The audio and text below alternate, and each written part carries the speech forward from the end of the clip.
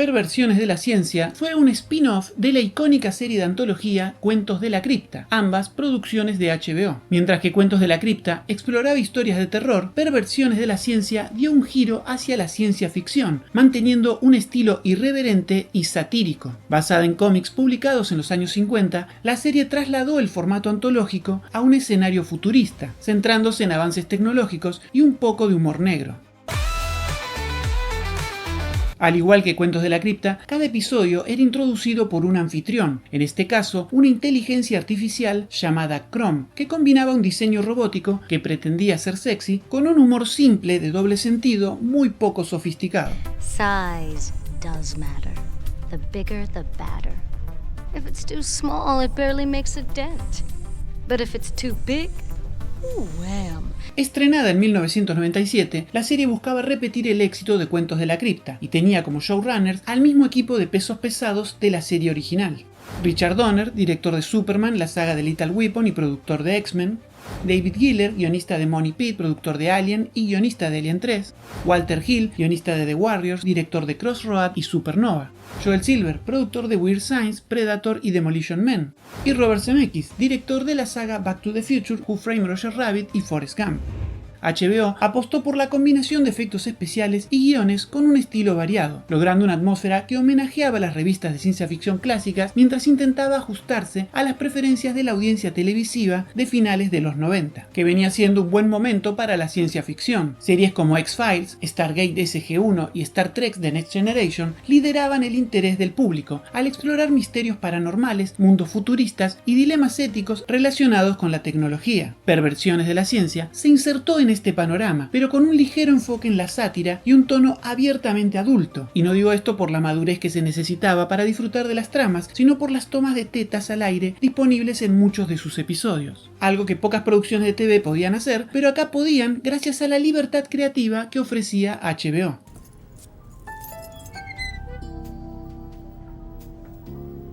Are you watching? Oh, yeah. You are paying attention, aren't you? Yes. Mientras que las series principales del género buscaban realismo o reflexiones filosóficas, Perversiones de la Ciencia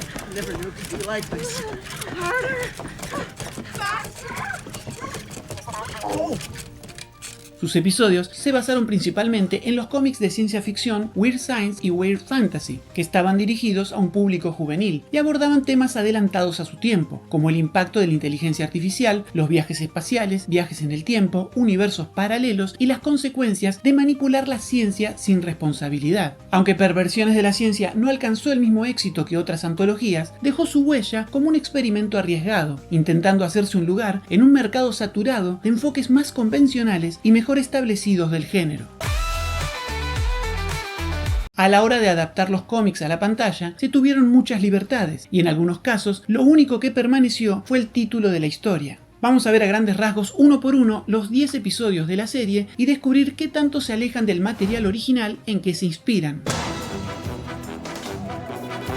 El primer episodio va por un clásico tropo de la ciencia ficción: sueño dentro de un sueño. Un tipo despierta de un sueño y se da cuenta que está dentro de otro sueño. Like this. Y después de despertar de ese sueño, está en otro sueño, y otro sueño, y otro sueño, y otro sueño, hasta que se cansa y se suicida. La que estaba soñando era la esposa del tipo. El cómic original termina con el tipo despertando en la sala de espera del doctor, convencido de que sigue adentro de un sueño. Y el último texto que leemos nos deja con la duda de si el que está soñando no es uno mismo, que está soñando leer ese cómic.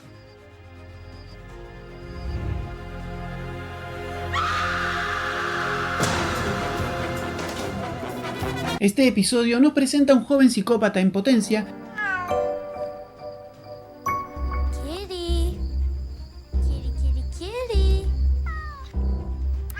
que cada vez que va a matar a alguien es interrumpido por un asesino serial que está matando a varias personas del pueblo. El asesino serial era un robot perteneciente a una especie alienígena que procreó vida con terrestres en la Tierra, y a todos los que mató eran, según sus propias palabras, basura, y el joven psicópata es una anomalía de la especie a la que comparan con Jack el Destripador y el asesino del Zodíaco.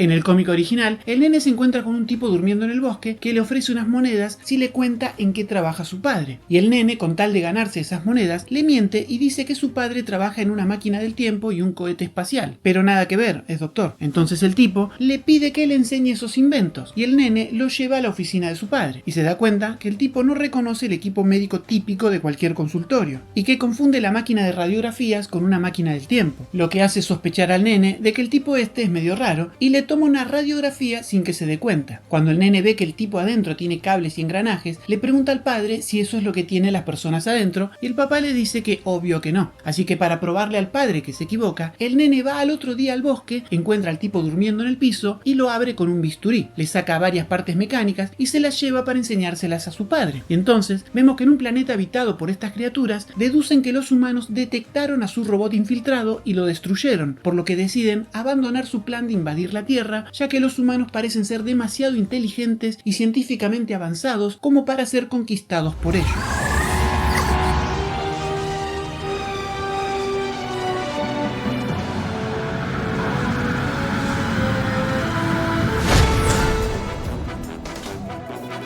Esta es la única historia original de la serie de antología que no se basa en ningún cómic preexistente. Sam, el mejor piloto de la flota, comprometido con la hija del almirante Shatner, ha jurado mantenerse virgen hasta el matrimonio, y su determinación se ve complicada cuando gana un robot sexual que hace todo lo posible por cumplir con sus servicios. I made a promise, don't you understand? I made a promise. Oh God. Why did I make this promise?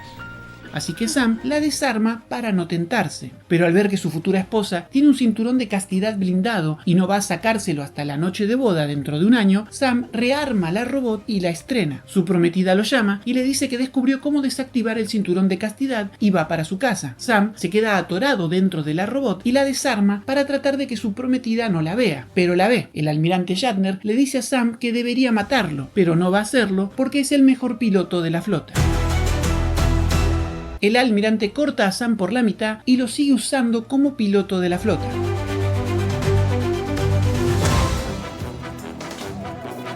Un criminal tipo científico loco que pretende arreglar, según él, las imperfecciones de las personas que no son perfectas como él, es atrapado por las autoridades y llevado a prisión. El criminal se escapa de su celda y descubre que está en una nave espacial.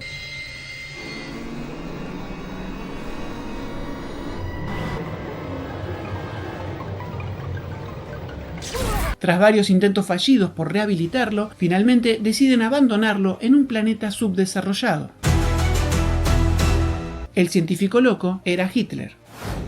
En el cómic original empezamos directamente en la nave espacial y no vemos al criminal hasta el último panel, y se dice que el primer criminal enviado a la Tierra fue Adán y el segundo Eva.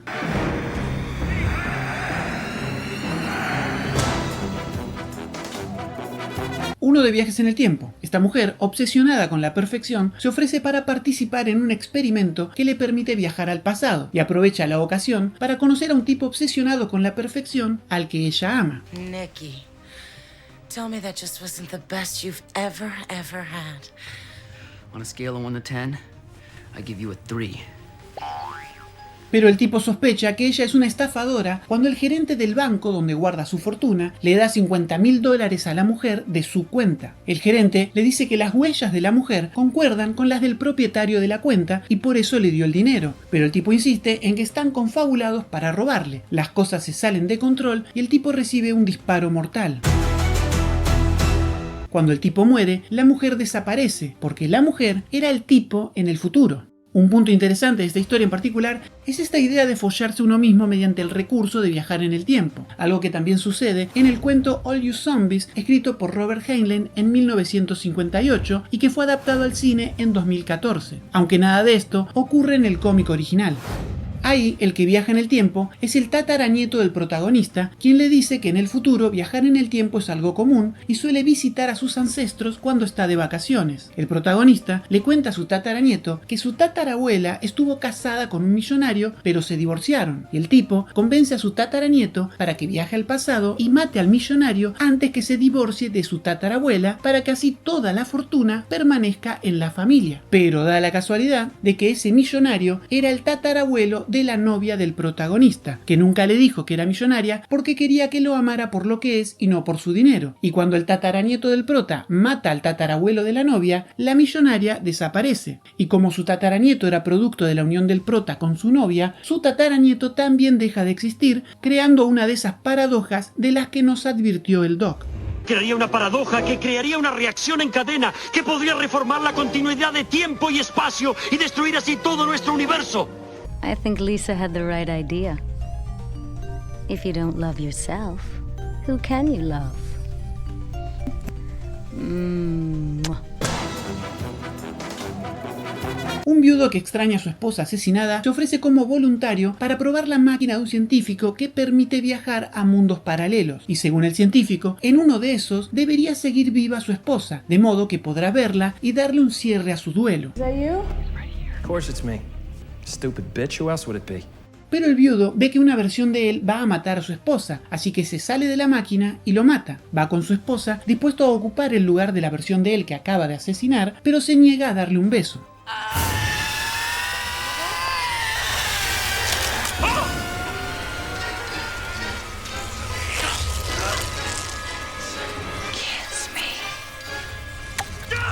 Ahora, por razones random cuya lógica no alcanzo a entender, y sin estar dentro de la máquina, el viudo empieza a alternar entre mundos paralelos, hasta que llega a uno donde todo parece perfecto. La versión de él que pertenece a ese mundo está muerta, y su mujer parece ser un ser humano, y lo es. El único problema es que después de admitir que ella mató a su marido por el cobro del seguro, trata de matarlo a él. Otra versión del viudo, de una realidad diferente, llega y lo mata a él para ocupar su lugar. En el cómic original, la esposa muere en un accidente, él sobrevive y ella muere. El científico le propone enviarlo a un mundo paralelo donde él murió y ella sobrevivió, pero al llegar ve que él también sobrevivió en ese mundo, así que mata a esa versión de él y ocupa su lugar. Pero entonces otra versión del viudo llega y lo mata a él para ocupar su lugar.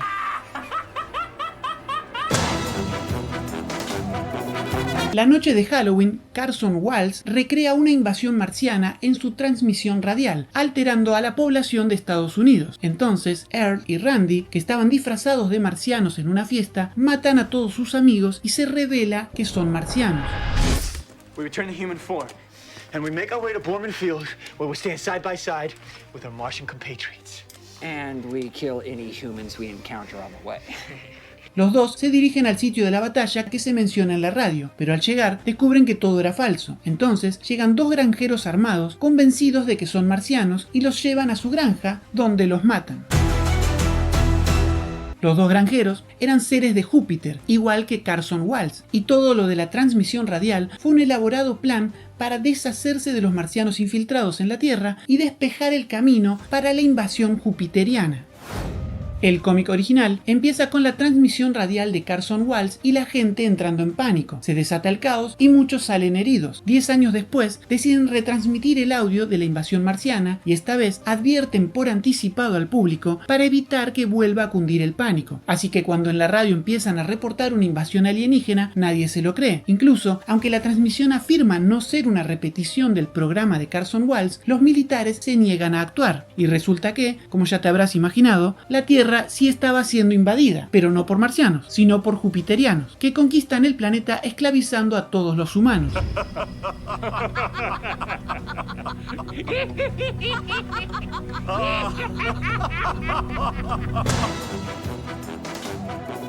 Un virus alienígena pone en riesgo a la tripulación de una nave que se va a autodestruir a menos que erradiquen el virus a tiempo. Comienza la paranoia, se acusan y matan entre ellos, hasta que al final solo queda vivo Wesley, pero la nave sigue detectando el virus, así que va a autodestruirse en cuestión de segundos.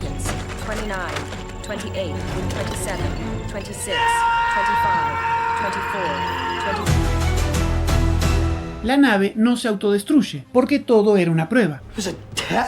No había ningún virus, pero debido a los daños provocados por Wesley, la nave explota. En el cómic original no hay ningún virus ni ninguna prueba. Los astronautas descienden en un satélite desconocido y se ponen a explorarlo. Descubren que la naturaleza del satélite es orgánica y cuando taladran la superficie para examinar su estructura molecular, el satélite completo estalla, porque resulta que el satélite en el que descendieron era el globo de un niño alienígena que paseaba con sus padres por una feria.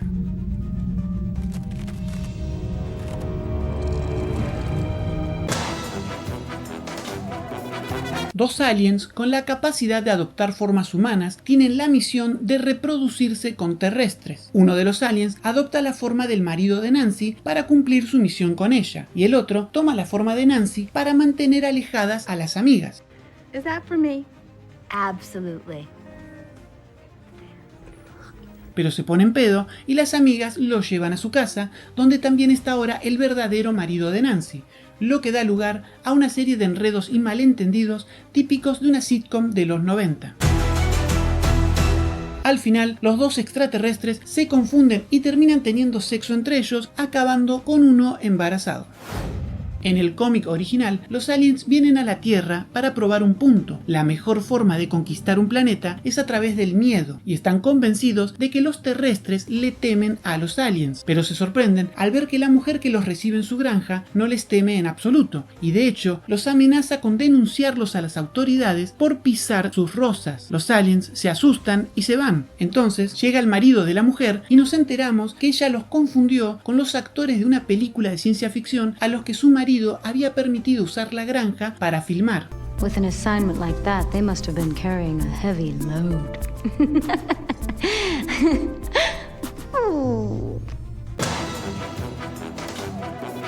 En un futuro cercano, todas las niñeras robots son programadas para destruirse entre ellas por las noches.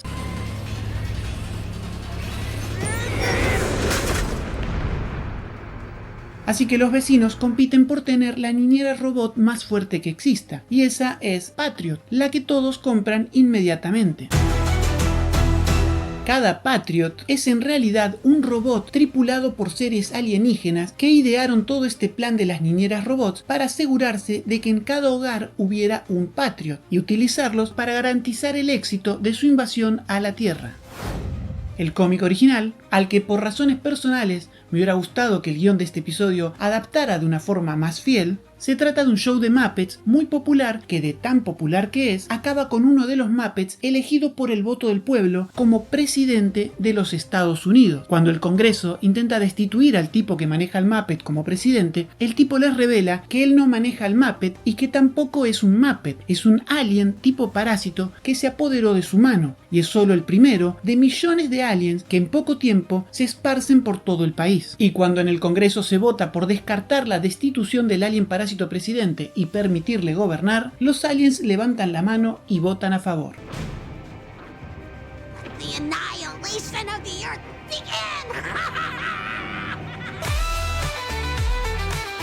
Perversiones de la Ciencia definitivamente tiene momentos interesantes y entretenidos, pero también muchos altibajos, y a pesar de sus ambiciones, nunca logra establecer una identidad propia clara, lo que le impidió consolidarse como una sucesora digna de Cuentos de la Cripta, donde el equilibrio entre el horror, la intriga y el humor macabro funcionan como un conjunto. Pero en Perversiones de la Ciencia, la disparidad tonal entre un episodio y otro, y en algunos casos dentro del mismo episodio, termina descolocando al espectador. Cuando te pones a ver un capítulo de Cuentos de la Cripta, no sabes qué historia te van a contar, pero tenés una idea de la emoción que podés esperar sentir, algo de terror. Cuando ves un capítulo de Perversiones de la Ciencia, no tenés idea de a qué emoción va a apelar. ¿Este capítulo se va a tomar la ciencia ficción en serio o se va a burlar del género? Si te gustaba la ciencia ficción desafiante, había capítulos que te iban a parecer una pelotudez, y si te gustaba Spaceball, había capítulos que te iban a parecer infumables. Y creo que esta falta de coherencia general en la serie es la razón por la que no consiguió explotar todo el potencial que tenía. Si sos fanático de las antologías de ciencia ficción y te divierten los efectos especiales de los 90, Perversiones de la Ciencia puede ser una experiencia que disfrutes. Por mi parte, te recomiendo verla en grupo, con tus amistades, dispuestos a reírse tanto con la serie como de la serie.